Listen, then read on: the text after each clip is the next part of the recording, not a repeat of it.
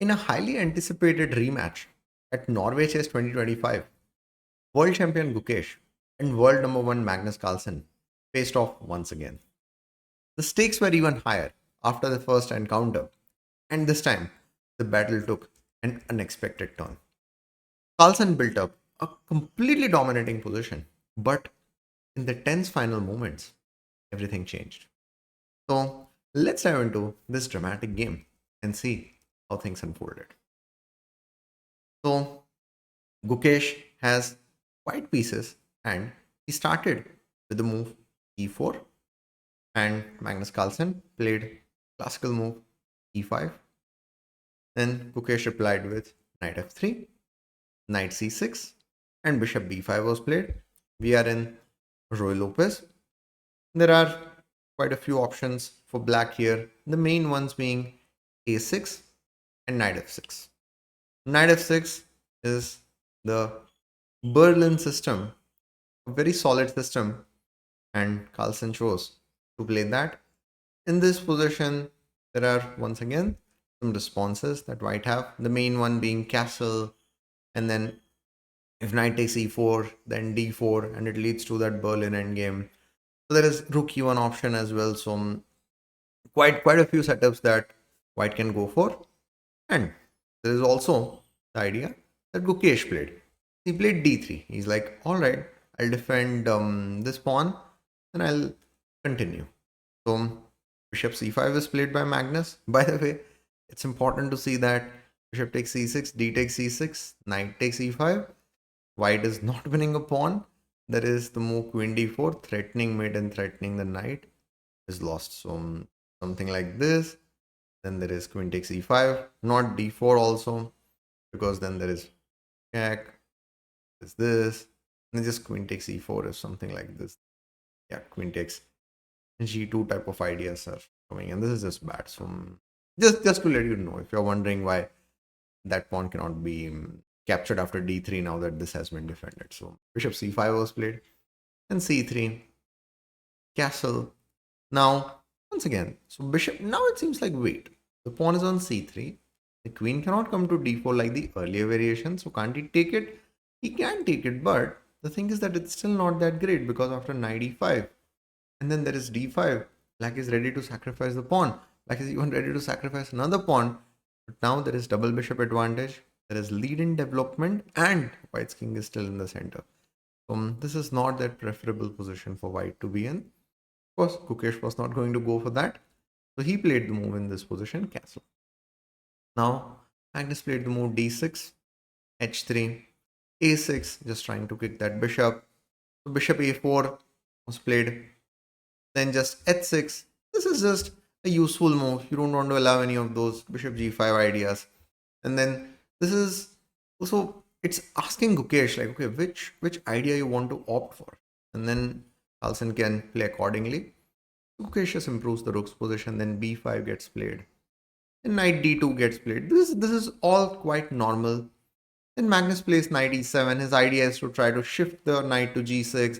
Maybe it can come to f4 at some point. Since the knight is not on c6, there can be c6, d5 ideas in future as well. So all of this is standard, nothing too surprising. So a4 was played by Gukesh.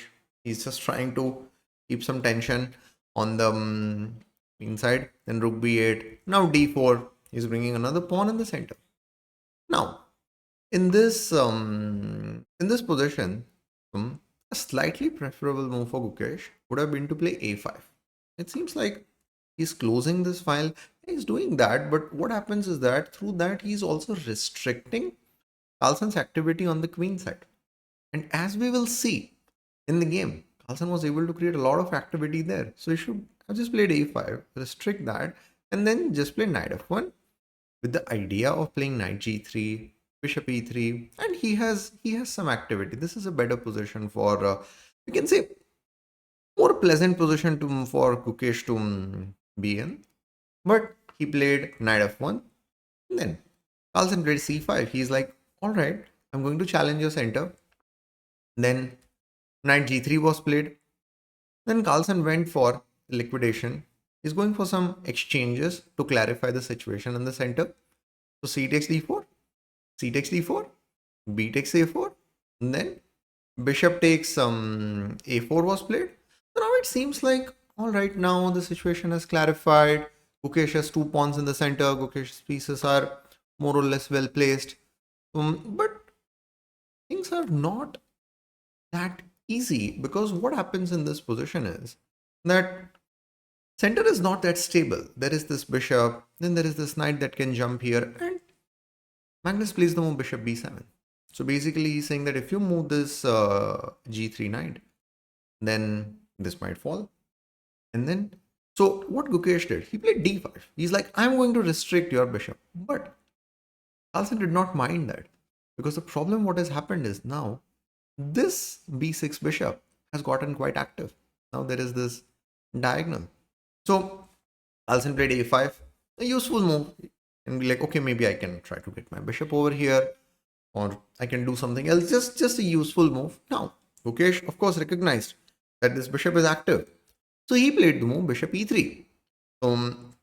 Just trying to get rid of that bishop, reducing Carlsen's activity.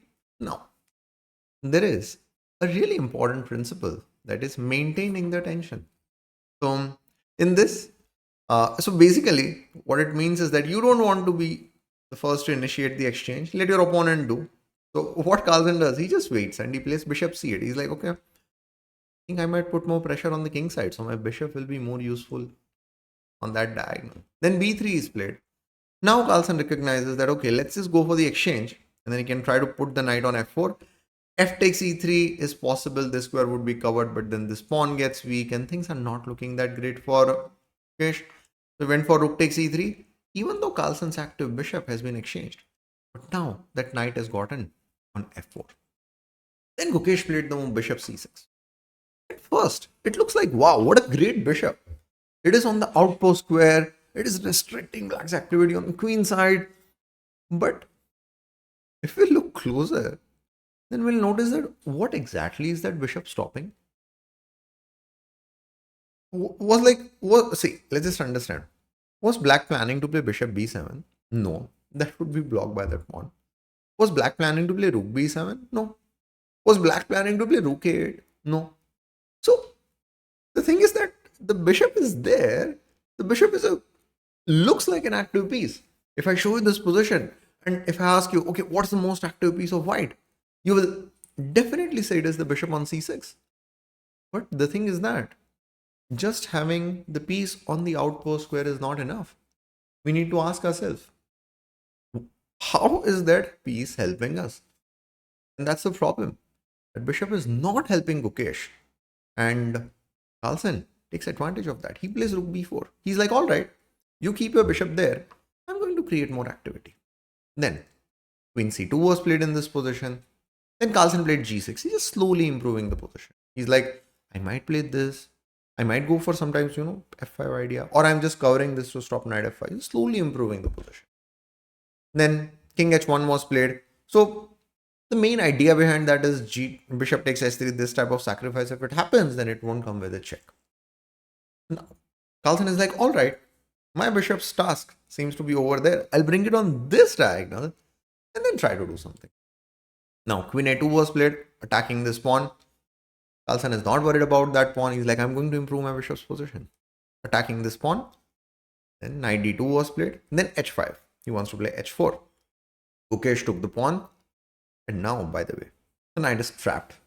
But he's not losing it that easily, because in this position, if h takes e3, then f takes e3. If the knight moves, then the bishop will go. But still, despite Gukesh having an extra pawn, the thing is that Carlsen's pieces are so greatly placed. And by the way, want to remind you about this bishop completely out of the action. It's, Carlsen is putting pressure on the king side. Carlsen is putting pressure on the center.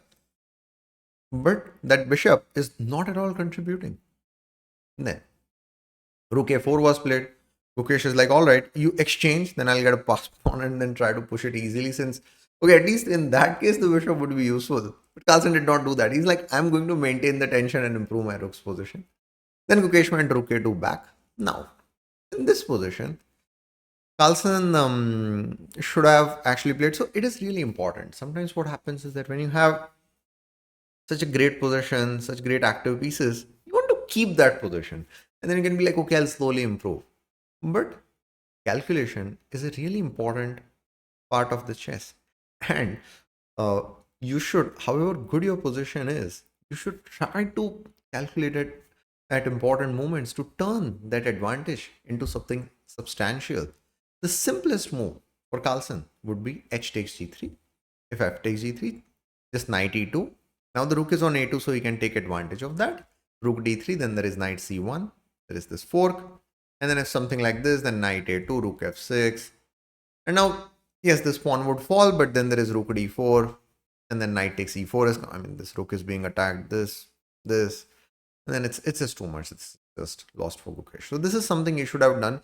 Now, I'm not saying that Carlsen would not have seen it, but maybe he felt that he did not want to take that risk or something like that. But he should have just gone for it.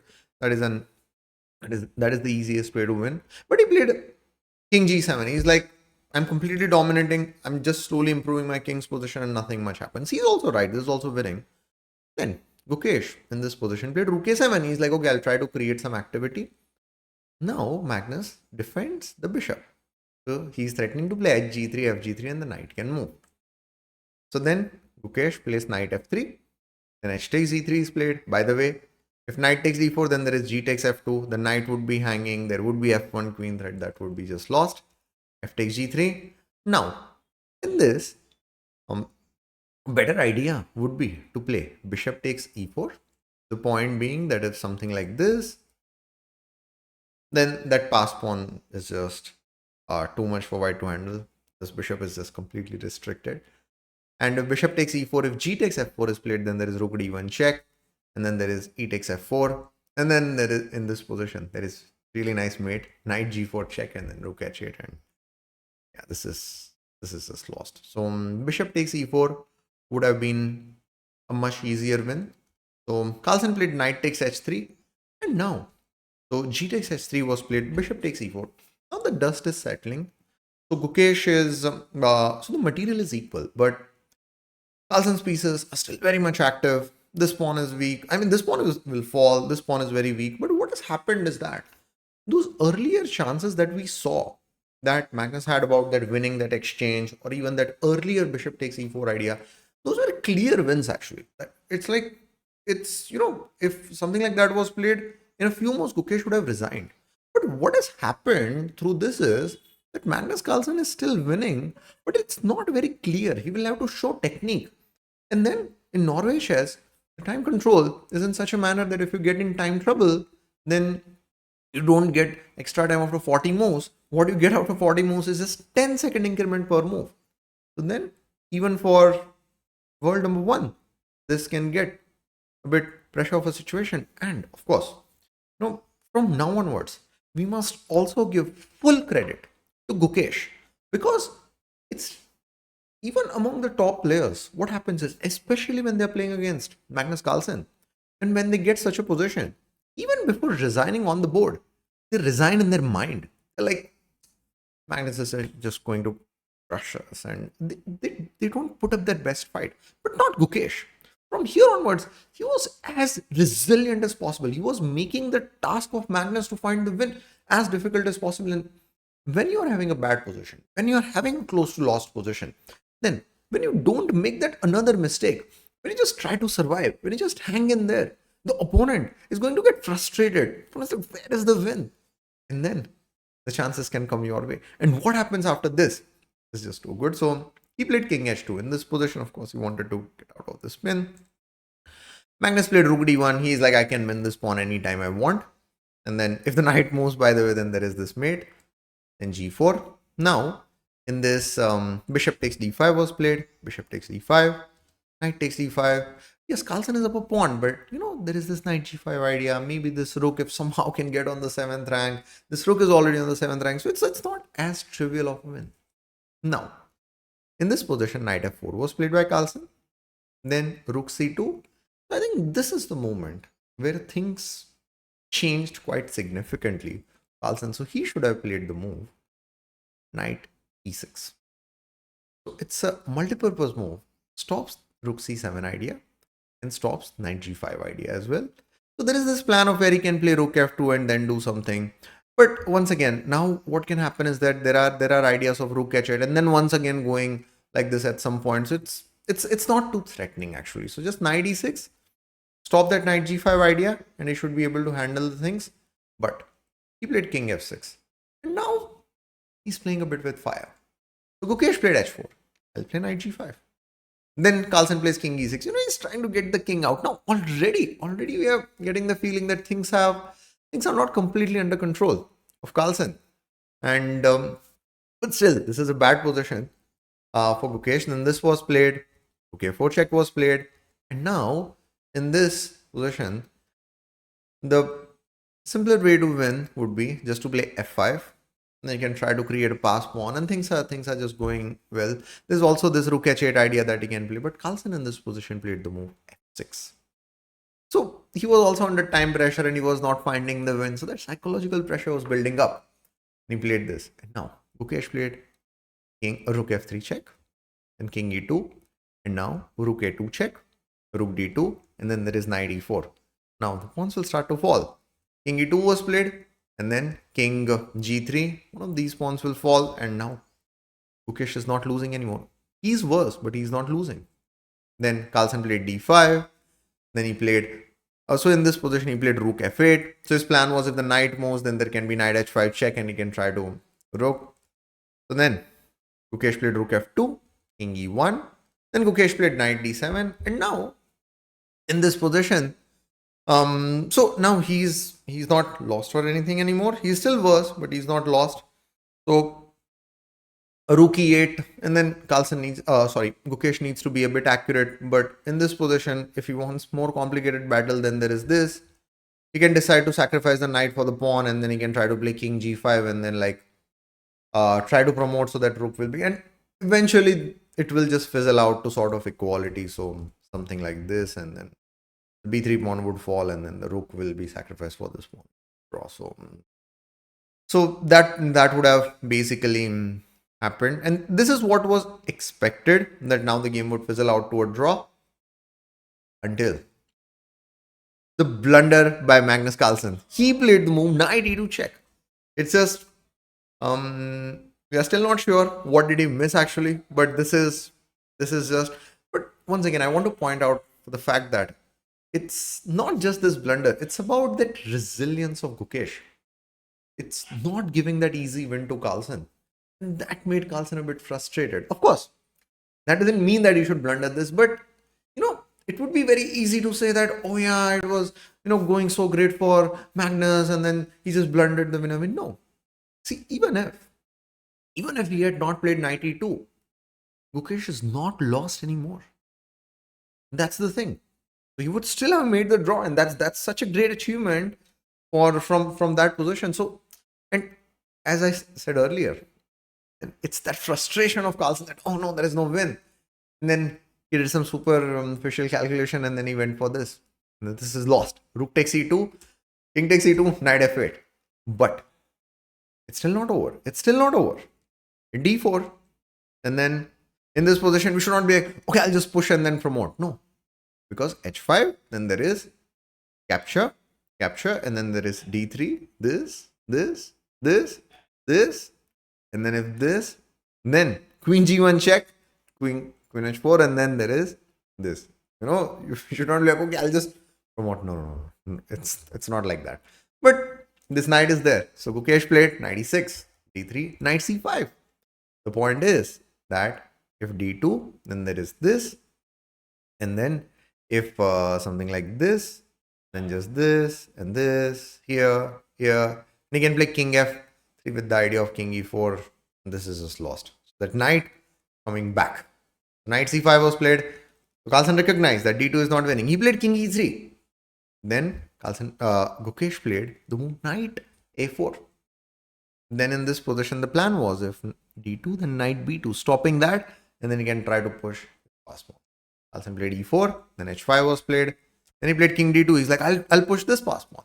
Then in this position, Gukesh played the move knight b2. Then e3 was played. Then he played.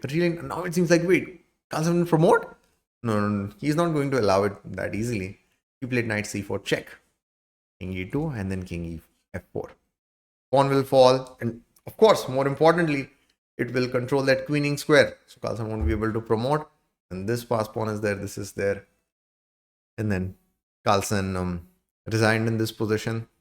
It was, till some point, it seemed like a positional masterpiece by Carlsen. But then he missed some opportunities and then gave Gukesh a slight opening to defend resiliently. And then it was actually a masterpiece of resilience and defense by the world champion. And then the blunder happened.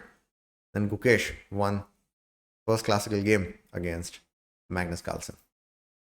Thanks everyone for watching the video, and I'll see you in the next one.